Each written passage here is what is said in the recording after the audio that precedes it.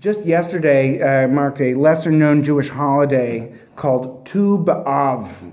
It's the 15th day of the Hebrew month of Av, and it has a surprisingly long history, despite the fact that you've probably never heard of it. I was just going to say, the only thing I thought when I saw the big moon, I said, we must have a holiday somewhere. Well, that was it. It was Tu B'Av. Let me tell you about it. According to the Mishnah, in the days of the temple in Jerusalem, Tu B'Av was a joyous holiday marking the beginning of the grape harvest. And incidentally, Yom Kippur marked the end of the grape harvest. And the Talmud records that on both dates, both Tu B'Av and on Yom Kippur, all of the unmarried maidens of Jerusalem dressed in white garments, and they went out to dance in the vineyards. That's in Ta'anit 30b. Legend has it that there were no holy days as happy for the Jews as Tu B'Av and Yom Kippur. We don't always think of Yom Kippur as a happy holiday, but there's something about the purification of the occasion that at the conclusion of Yom Kippur it becomes happy by that point. In Israel, Tu B'Av is like a Jewish version of Valentine's Day. It's a popular day for people to get married, or at least to have a romantic evening. Just last week, we were observing the Jewish holiday of Tishe B'Av. And unlike the happy holiday of Tu B'Av, Tishe B'Av commemorates the destruction of the temples in Jerusalem. In fact, according to Jewish tradition, the 9th day of the Hebrew month of Av is the day in which the first temple was destroyed by the Babylonians, the second temple was destroyed by the Romans, and following Jewish history, a number of horrible things happened to the Jewish people on that same date. This year, on Tishe B'Av, the rain was falling in Louisiana, 6,900,000,000,000 gallons to be exact. In one area, more than 31 inches of rain fell in 15 hours. 13 people or so have died. 7,000 are in shelters. 40,000 homes have been destroyed, and many, many people have lost absolutely everything that they own. First and foremost, our hearts go out to the good people of Louisiana on the front lines of the worst natural disaster this country has faced since Superstorm Sandy 4 years ago. We pray for the water to recede.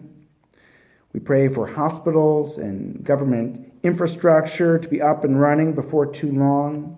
We pray for homes to be restored. We pray for tables to be set and food to be served.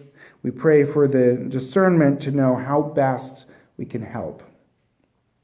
For those who have the financial capability to lend assistance, I would offer 2 suggestions of worthy causes. The first is the Baton Rouge Flood Relief Fund of the Jewish Federations at www.jewishfederations.org. That would be giving through a Jewish organization for the benefit of anyone in Baton Rouge, whether or not they happen to be Jewish. If you wanted to give explicitly to support the Jewish community, you could donate to the Tishe B'Av Flood Relief Fund at Beth Shalom Synagogue at www.bethshalomsynagogue.org. Why not just give directly through the Red Cross?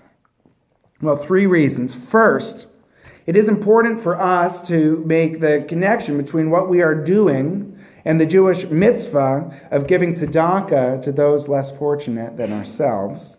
Second, even when we are giving to people who are not Jewish, maybe even especially when we're giving to people who are not Jewish, it's important for them to know where the support is coming from.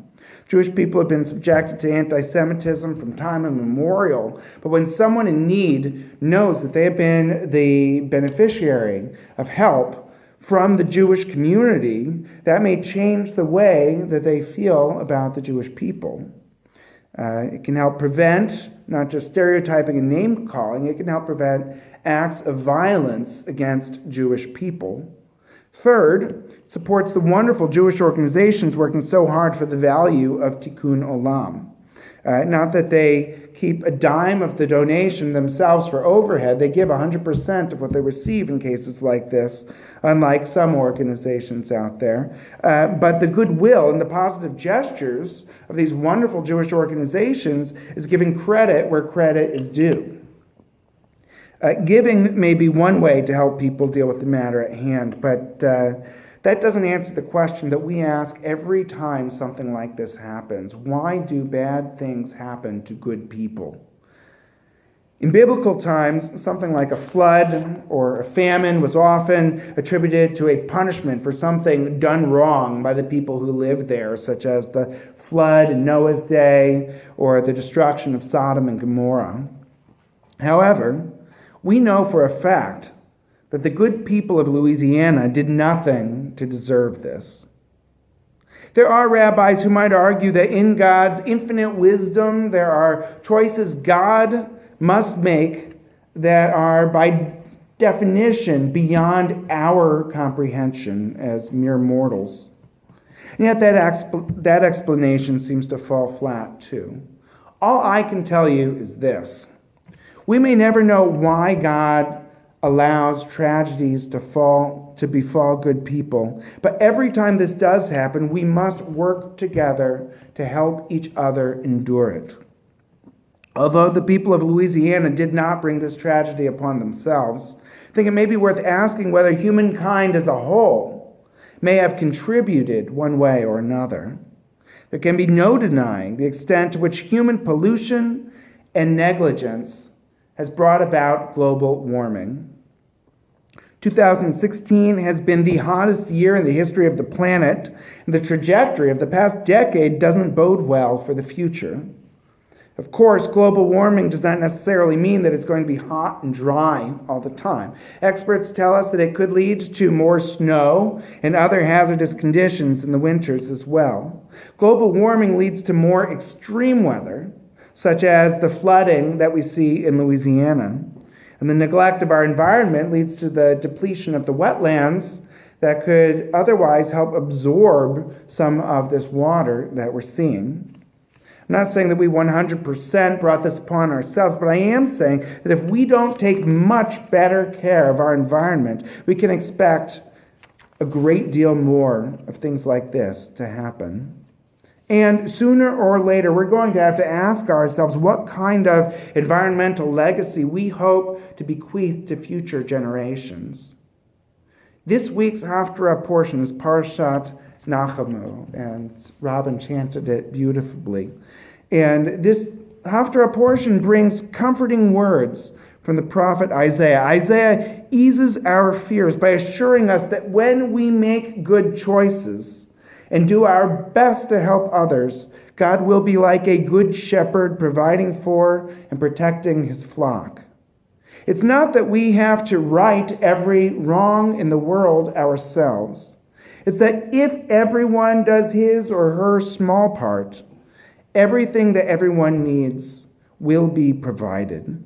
Pirkei Avot 2:16 teaches that Rabbi Tarfon would say, Lo alecha hamlacha ligmor v'lo ata ven chorin livatel mimena. Although you are not required to complete the task, neither are you at liberty to abstain from it. Shabbat Shalom.